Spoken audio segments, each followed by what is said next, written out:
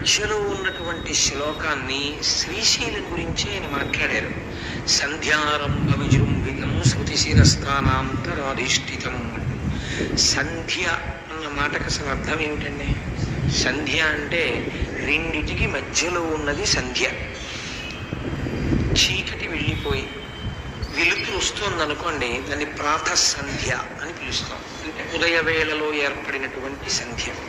అలాగే సాయంకాలం వేళ వెలుతురు వెళ్ళిపోయి చీకటి వస్తుందనుకోండి, సాయం సంధ్య అని పిలుస్తాం. రెండిటి మధ్యలో ఉన్నదాన్ని సంధ్య అని పిలుస్తాం. సంధ్యారంభ విజృంభితం అన్న శ్లోకం కూడా మధ్యలోనే ఉంది శివానంద లహరికి. అది కాకతాళీయమా, శంకరాచార్యుల వారు ఏదైనా చెప్పాలని అనుకుంటున్నారా? అందులో ప్రత్యేకించి ఆ శ్లోకంలో శంకరాచార్యుల వారు శ్రీశైలంలో ఉన్నటువంటి మల్లికార్జునుడు గురించి ప్రస్తావన చేశారు. ఎందుచేత అంటే